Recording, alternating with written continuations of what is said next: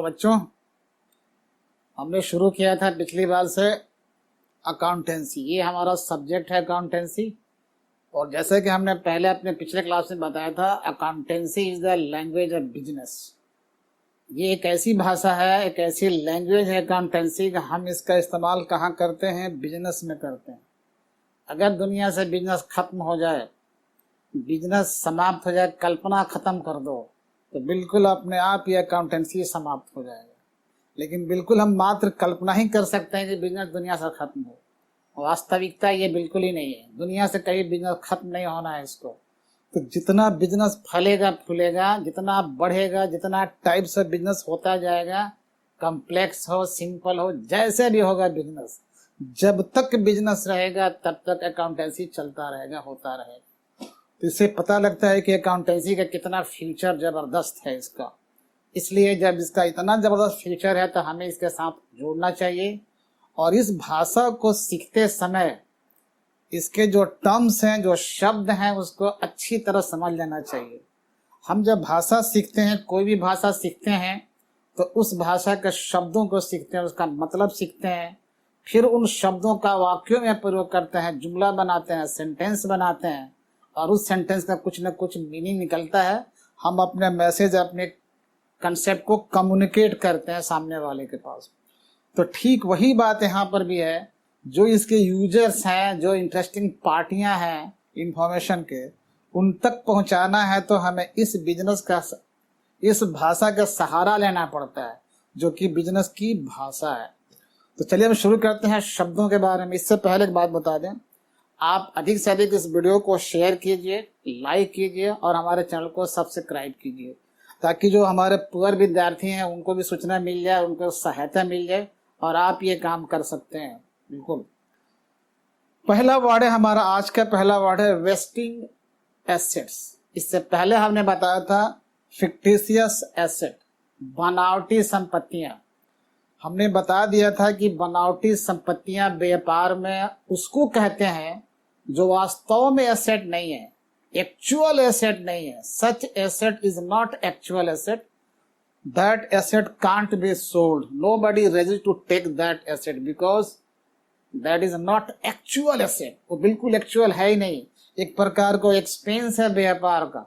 Expense है, बनावटी तौर पर बैलेंस शीट के एसेट साइड में रखा हुआ है।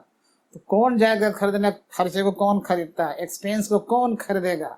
एसेट का मतलब है कि पब्लिक खरीदना भी चाहे तो आप बेच सकते हो, पैसा ले सकते हो, लेकिन कोई भी आदमी एक्सपेंस खरीदना नहीं चाहता। जो आपके व्यय है, जो खर्चा है, वो खरीदना कोई भी नहीं चाहता है।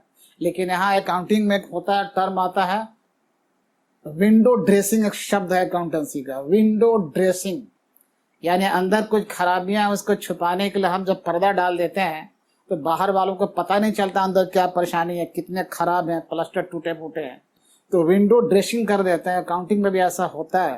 तो जैसे ही अकाउंटिंग में हम एक्सपेंस को एज एसेट मान लेते हैं, उसको दिखला देते हैं एसेट के लिस्ट में, इसका मतलब कि हम जरा विंडो ड्रेसिंग कर रहे हैं। तो जब भी कोई खरीदने आएगा तो समझेगा ना कि भाई मकान के अंदर क्या है, बाहर क्या दिखाई पड़ रहा। ठीक है, विंडो ड्रेसिंग की बात है। तो फिक्टिशियस एसेट कोई असली एसेट नहीं है, फिर भी लोग विंडो ड्रेसिंग के तौर पर एसेट साइड में इसको लिख देते हैं। कौन कौन सा है बता चुके हैं। कोई भी इस तरह का प्रिलिमिनरी एक्सपेंस, एग्जांपल पिछले वाले में दे रखा है हमने, प्रिलिमिनरी एक्सपेंस, प्रोजेक्ट कॉस्ट, उसको कई बार हम लोग मिसलेनियस एक्सपेंडिचर के नाम से भी जानते हैं चीज को। आज का पहला पॉइंट है वेस्टिंग एसेट। ऐसे एसेट जिसको हम यूज करेंगे व्यापार के, ऐसे एसेट, संपत्ति तो है हमारे, व्यापार चलाने में सहायता करते हैं, लेकिन इस तरह के एसेट हैं व्यापार में कि जैसे जैसे आप इस्तेमाल करते जाओगे संपत्ति का, वो संपत्ति का वैल्यू कम होता जाएगा, घटता जाएगा। सच एसेट्स जिनको आप यूज करते हो, such asset do it uses day by day reducing. वो घटते जाएगा, घटते जाएगा, घटते जाएगा, और एक समय ऐसा आएगा कि एसेट का वैल्यू 0 हो जाएगा, वो खत्म हो जाएगा। यूज करोगे तब घटेगा, अगर यूज नहीं करोगे तो नहीं घटेगा। उस प्रकार का हम कहते हैं वेस्टिंग अब कौन एसेट है व्यापार में? जैसे अगर कोयलरी है, कोयले के खान वाले व्यापार चल रहा है, किसी ने वो तेल के कुएं का व्यापार, वो तेल निकालना साफ करना, फिर तेल निकालना साफ करना, तो उस रिफाइनरी जो उसके लिए एसेट क्या है? वो कुआं जो है, वो तेल के कुआं, वो एसेट है। तो जितना यूज किया जाएगा उस एसेट को, जितना उस कुएं से तेल निकाला जाएगा, तो उस कुआं रूपी जो एसेट है वो घटता जाएगा, उसका वैल्यू। तो जब ऐसे एसेट का यूज करने पर वो घटता जाए, वैल्यू घटता जाए, कम होता जाए, यूज करने पर ध्यान रखना, जब प्रयोग करेंगे तो घटेगा, प्रयोग नहीं करोगे तो वैल्यू नहीं घटेगा, उसका जस का तस रहेगा। तो यूज करने पर जब एसेट घटता चला जाएगा तो उसको हम लोग कहते हैं वेस्टिंग एसेट। ये बना है वेस्टेज से, वेस्टेज क्षय होना, कम होना, घटना, तो वेस्टिंग एसेट होगा। फॉर एग्जाम्पल के लिए है ऑयल वेल्स, जो तेल के कुएं हैं, वो हमारी संपत्ति है व्यापार के लिए। जितना तेल यूज करोगे निकाल निकाल कर, उतना उसका वैल्यू कम होता चला जाएगा। माइंस, वो खान जो है, कोयले के खान जो हमारे लिए संपत्ति का काम करता है, जितना कोयला निकालोगे वो अपने आप उसका वैल्यू घटता चला जाएगा, यूज करेंगे घट जाएगा।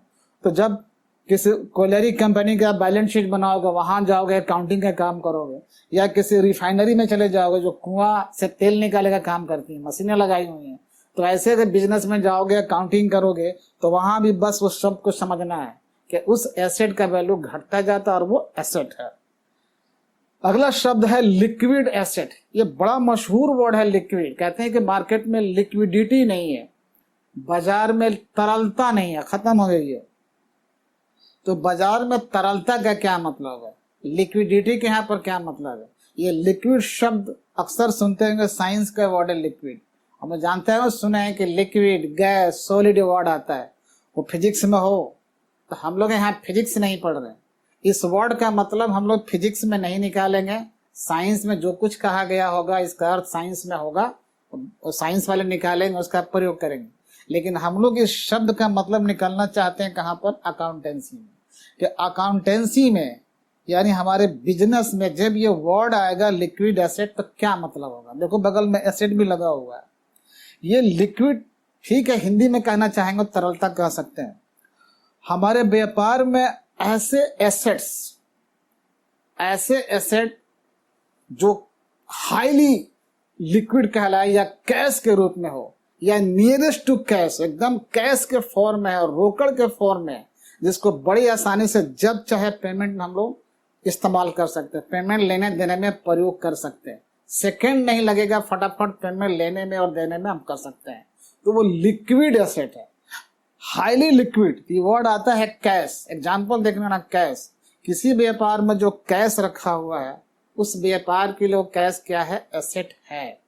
अब वो कौन सा एसेट है? उसको सबसे हाईली लिक्विड माना जाता है। लिक्विड का मतलब वो तरल पदार्थ से होता है। तो पदार्थ हम लोग फिजिक्स में सुनते होंगे, यहाँ पर समझाने के लिए हमने पदार्थ शब्द का इस्तेमाल किया है। ये इतना लिक्विड है कि अगर आप कहीं भी रखोगे तो पता नहीं, जेब से निकल गया हमको मालूम नहीं होता है। तो इतना लिक्विड है, जेब से गायब है, बैंक से निकल चुका है, बहुत बात, भाई कितना खर्चा हो गया हमारा, इसलिए इसको लिक्विड कहा जाता है। जितने हमारे करंट लायबिलिटी हैं, जो देनदारियां हैं, तुरंत देना है, तुरंत लेना है, तो वो कैश में संभव है, चेक में संभव है। तो ये हमारे लिक्विड एसेट कहलाते हैं, जिनको तुरंत भुगतान में प्रयोग किया जा सके, जितना जल्दी हो सके उसको पेमेंट में या रिसिप्ट में प्रयोग किया जा सकता है। तो ऐसे एसेट को हम लोग कहते हैं लिक्विड एसेट। ये कैश किसी व्यापार के लिए एसेट तो है, लेकिन लिक्विड भी है, क्योंकि सबसे पहले प्रयोग करना है, तुरंत प्रयोग करना है, तो कैश का करते हैं। थोड़ा उसे टाइम लगेगा प्रयोग करने में, तो बैंक बैलेंस का प्रयोग कर लेंगे। हो सकता है बैंक में जाना पड़े, चेक भरना पड़े, निकालना पड़े। अब तो और आसान हो गया, एटीएम मशीन आने के चलते, बगल में एटीएम में गए, बस यूं डाला, कैश हाथ में आ गया। तो ये भी हमारे लिक्विड है, थोड़ा कैश से कम लिक्विड है, इसकी डेंसिटी थोड़ा ज्यादा है। और भी हमारे बीआर, ये भी लिक्विड एसेट है। बीआर का मतलब होता है बिल्स रिसीवेबल। बिल से एक डॉक्यूमेंट है, एक इंस्ट्रूमेंट है, इसके माध्यम से हम लोग पेमेंट का लेना देना करते हैं, पेमेंट इसका लेते हैं, और इसका पीरियड होता है 3 महीने के अंदर। तो जितने एक साल के जो हमारे पीरियड है, उस 1 साल के पीरियड में जितना जल्दी जिसका प्रयोग हम भुगतान स्वरूप कर सकते हैं, भुगतान के माध्यम में कर सकते हैं, उस एसेट को हम लोग कहते हैं लिक्विड एसेट। अगला है लिएबिलिटीज, हिंदी में दायित्व कह सकते हैं। जरा इस शब्द पर ध्यान देना, लिएबिलिटी एक ऐसा शब्द है, हिंदी में दायित्व है, लिएबिलिटीज एक ऐसा शब्द है कि हम लोग परिवार में इस बात की चर्चा करते हैं, समाज में कहीं बैठे हैं वहां दायित्व दायित्व बोलते रहते हैं। पापा कहते हैं कि मेरा दायित्व इतना बढ़ गया, भैया कहते हैं मेरा दायित्व कुछ नहीं है। सब अपने अपने हिसाब से दायित्व शब्द की व्याख्या करते रहते हैं। तो जब दायित्व की बात परिवार में होगी, इसका मतलब वो किसी और सेंस में बात कर रहे हैं, क्योंकि परिवार की भाषा हम लोग नहीं पढ़ रहे हैं, हम लोग व्यापार की भाषा पढ़ रहे हैं। तो जब परिवार में कोई इस शब्द का प्रयोग करता है तो वहां कुछ अर्थ होता होगा, वो सामाजिक हिसाब से है, परिवार के हिसाब से है, वहां भी उनका अर्थ सही निकलेगा। लेकिन हम लोग व्यापार के बारे में समझना चाहते हैं, अकाउंटेंसी के बारे में समझना चाहते हैं, तो जब किसी बिजनेस में, व्यापार में ये वर्ड आएगा तो इसका अर्थ हमें यहाँ समझना पड़ेगा। परिवार में और कहते हैं कि 2-4 लड़की है तो कहते हैं कि हमारा दायित्व तो बढ़ गया। देखो, लड़की का होना वो दायित्व कह रहे हैं, लेकिन यहाँ पर लड़की का होना ना होना कोई मतलब यहाँ पर नहीं। तो इसका मतलब जब आप बिजनेस में निकालोगे तो ऐसे फाइनेंशियल ऑब्लिगेशन है, ऐसे वित्तीय देनदारियां हमारे ऊपर है जो फ्यूचर में हमें दूसरों को चुकाना है। ऐसे फाइनेंशियल ऑब्लिगेशन, ये जो लायबिलिटी है, this is the financial obligation to be paid in future to others. भविष्य में व्यापार द्वारा दूसरों को जो कुछ चुकाया जाना है, भविष्य में, फ्यूचर में व्यापार द्वारा, बिजनेस द्वारा दूसरों को, आउटसाइडर्स को जो कुछ चुकाया जाना है, उसको हम लोग कहेंगे लायबिलिटीज। एग्जाम्पल देखिए, अगर बैंक से लोन लिया है तो व्यापार ने लोन लिया है, अगर पापा ने लोन लिया है तो वो नहीं, वो पारिवारिक बात हो गई, वो सामाजिक बात हो गई, उसका कोई मतलब यहाँ पर नहीं है। परिवार में क्या देना है, क्या लेना है, कोई इसको जोड़ना नहीं है इसमें। तो ये जो बैंक लोन है, यदि व्यापार में आपने ले रखा है तो इसको हम लोग व्यापार की भाषा में कहेंगे लिएबिलिटीज, कि बैंक का लोन हमारे ऊपर इतना ये चुकाना है फ्यूचर में। अगर अपने यार मित्रों से लोन ले लिया है, व्यवहार में लिया है, तो वो भी क्या है, कहलाएगा दायित्व, कहलाएगा लिएबिलिटी कहलाएगा। किसी से भी आपने धन ले लिया है जिसको फ्यूचर में वापस करना है, चुकाना है, तो उसको कहेंगे लिएबिलिटीज। किसी से भी ले लिया हो, किसी से लोन ले लिया हो, कर्जा ले लिया, अमाउंट ले लिया जिसको चुकाना है, अगर फ्यूचर में चुकाना है, किसके द्वारा चुकाना है, तो to be paid by the business organisation. Business organisation एक सेपरेट एंटिटी है, एक ऐसे एंटिटी है जिसके नाम पर हम सारे बिल बनाते हैं, रसीद बनाते हैं, फाइल बनाते हैं, रिटर्न भी फाइल करते हैं, बिजनेस के नाम से करते हैं। तो लोन भी उसी के नाम से होगा, कहीं से लिया है। तो जब जिसके नाम से लोन है तो चुकाने के लिए उत्तरदायी वही है, वही लिएबल है चुकाने के लिए। तो कोई भी ऐसे ऑब्लिगेशन जो फाइनेंशियल ऑब्लिगेशन, मैरिज का ऑब्लिगेशन नहीं, any financial obligation, any amount to be paid in future to others by the business organization is known as liability। ये दायित्व कहलाते हैं। एग्जाम्पल के तौर पर देखिए क्या क्या चीजें। बैंक लोन, अगर ये बैंक से लोन लिया है व्यापार में, तो क्या भविष्य में नहीं चुकाया जाएगा? तो भविष्य में चुकाया जाना है, कौन चुकाएगा? व्यापार द्वारा, क्योंकि व्यापार के नाम से। अलग बात है कि व्यापारी उसका माध्यम है, बीच का वो लिंकर है, उसके माध्यम से सब कुछ होता है, तो उसे जाना है, आना है, लेकिन पेपर है जो व्यापार के नाम से है। क्रेडिटर्स, अगर हमने माल उधार किसी लिया है, व्यापार में किसी से माल उधार खरीदा है, तो क्या उसको भविष्य में नहीं चुकाना है? चुकाना है।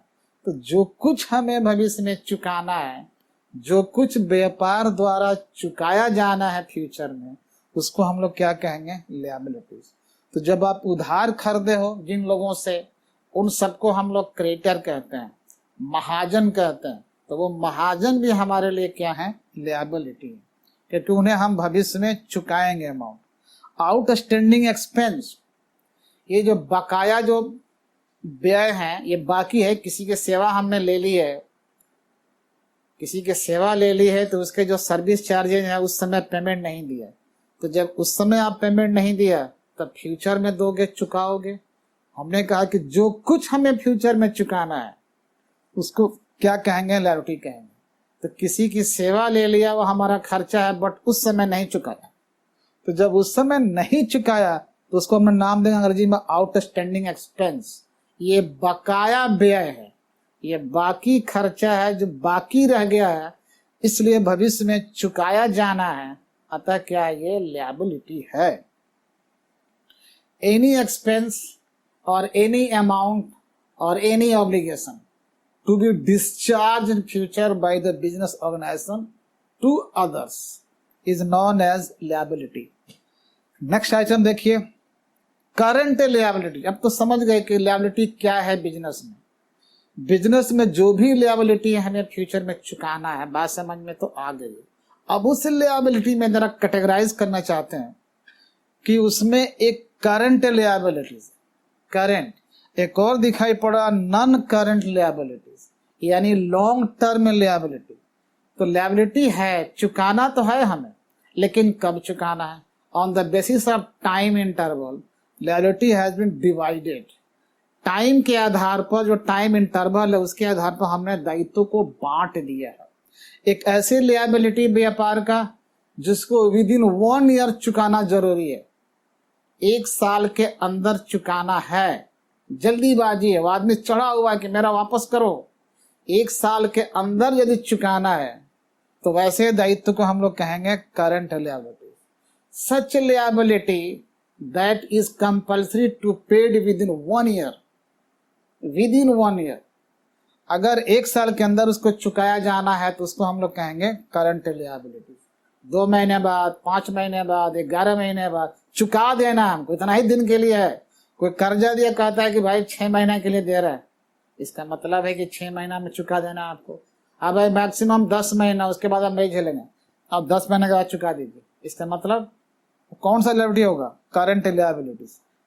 देखिए इसमें कहा गया बैंक ओवरड्राफ्ट। जब हम बैंक से अधिक अमाउंट निकाल लेते हैं, बिजनेसमैन जो निकाल लेते हैं उसको ओडी कहा जाता है। ये बैंक और आपके बीच में समझौते के आधार पर होता है।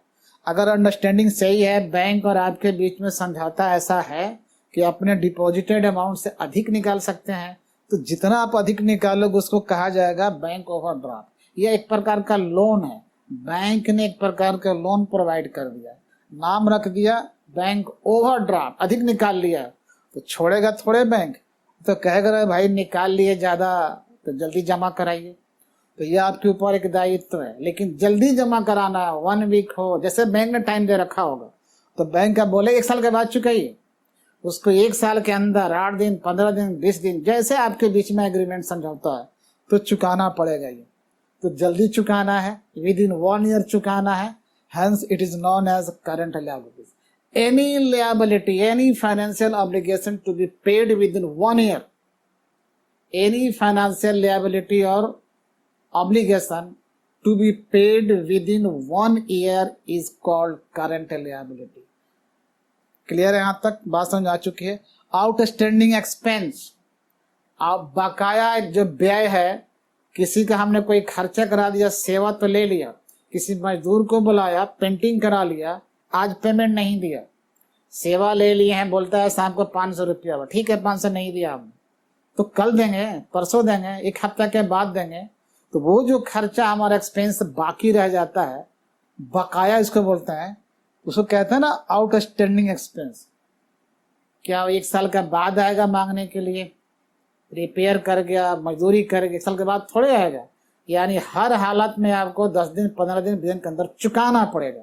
तो एक पीरियड बांधा गया है 1 ईयर, तो बहुत बड़ी बात है 1 ईयर तो such financial obligation that has must be paid within 1 year is called current liability। किसी भी दायित्व के बारे में आप तय कर लो कि क्या यह व्यापार के लिए लायबिलिटी है, तय हो गया, चलिए मतलब व्यापार द्वारा चुकाया जाएगा, यस चुकाया जाएगा। तो कब चुकाया जाएगा, क्या 1 साल के अंदर ही चुका देना है, जो टर्म एंड कंडीशन है, जो हमारे बीच एग्रीमेंट है उसके अनुसार तय होगा कब चुकाना। अगर कोई उधार माल हमसे बेचा तो हमारे लिए दायित्व है चुकाएंगे, लेकिन कब चुकाएंगे? अगर वो पार्टी कहती कि लेके जाइए उधार, 1.5 साल के बाद चुकाइए पैसा, तब वो करंट नहीं कहलाएगा। लेकिन शर्त में लिखा है कि 3 महीना के लिए उधार दे रहे हैं, 1 महीना के लिए उधार बेच रहे हैं, तो आपका मतलब 1 महीना बाद चुकाना पड़ेगा, तो क्या कहलाएगा? वो करंट लायबिलिटी कहलाएगा। आगे बढ़ते हैं इस पर। नॉन करंट लायबिलिटी ठीक उसके उल्टा है, ये अपोजिट है। एक था करंट लायबिलिटीज, ये उसके उल्टे शब्द हैं, अपोजिट वर्ड है, जो लॉन्ग टर्म कह सकते हैं। उसके नीचे लिखा होगा लॉन्ग टर्म लायबिलिटी। तो ऐसे लायबिलिटी, ऐसे फाइनेंशियल ऑब्लिगेशन जिसको 1 साल के अंदर चुकाना अनिवार्य नहीं है, such liability of the business that will not be paid within 1 year, but it will be paid or it becomes due after 1 year। 1 साल के बाद चुकाना है या ड्यू बनता है, तो ऐसे लायबिलिटी को हम लोग कहते हैं लॉन्ग टर्म लायबिलिटी। अक्सर 1 साल के बाद ही चुकाने की बात आएगी। एक बार कहीं से कर्जा ले लिया, अगर शर्तों में ये लिखा है कि 2 साल के लिए लोन लिया, 18 महीने के लिए लोन लिया, 5 साल के लिए कर्जा ले लिया, तो कोई तो होगा ना लोन एग्रीमेंट, कुछ होगा। तो उस एग्रीमेंट के अनुसार ही पता लग गया कि कब चुकाना है, तो उसमें टाइमिंग देखकर पता लग गया कि यार 1 साल के बाद ही चुकाना है। चुकाना है, इससे पता लगा कि लायबिलिटी है। कब चुकाना है? 1 साल के बाद चुकाना है। तो पता लग गया कि इन दोनों में कौन सा प्रकार है, तो वो बन जाएगा लॉन्ग टर्म लायबिलिटी या नॉन करंट लायबिलिटी। नाम से ही पता लगता है जो करंट लायबिलिटी नहीं हो उसको हम लोग कहते हैं long term liability. For example देखिए, डिवेंचर्स इशूड, कंपनियां डिवेंचर के माध्यम से पब्लिक से लोन लेती हैं। डिवेंचर बाजार में सेल करती हैं कंपनी, स्टॉक एक्सचेंज में पब्लिक खरीदती है, पे करती है। तो पब्लिक जो पे करती है वो कंपनियों के लिए क्या है? जिस कंपनी का डिवेंचर है उसके लिए ऊपर का कर्जा है, लोन है, और वो लॉन्ग टर्म के लिए होते हैं, 5 साल 10 साल के लिए होते हैं। यानी एक बार आप इसमें पैसा लगा दोगे तो वापस मांगना है 10 साल, भाई लंबी पीरियड है, इसलिए ये लॉन्ग टर्म है। Any loan taken for more than 1 year, कोई भी लोन ले लो और एग्रीमेंट बना लो 1 साल के बाद चुकाने के लिए, तो क्या है? Long term liabilities. तो मुझे लगता है कि आज के सब शब्दों को आप अच्छी तरह समझ गए होंगे। जितना बेहतर आप समझोगे इस चीज़ को, उतना बेहतरीन आप इस्तेमाल कर सकते हैं। जैसे आप बिजनेस का खाता भी लिखने चलोगे, इन शब्दों का प्रयोग है, सही मीनिंग जानते हैं, सही प्रयोग करेंगे तो सही अर्थ निकल के आएगा। आज इतना ही रहने देते हैं, फिर मिलते हैं नेक्स्ट वीडियो में, और आप इस चैनल को सब्सक्राइब करते रहिए। धन्यवाद। जय हिंद। Thank you.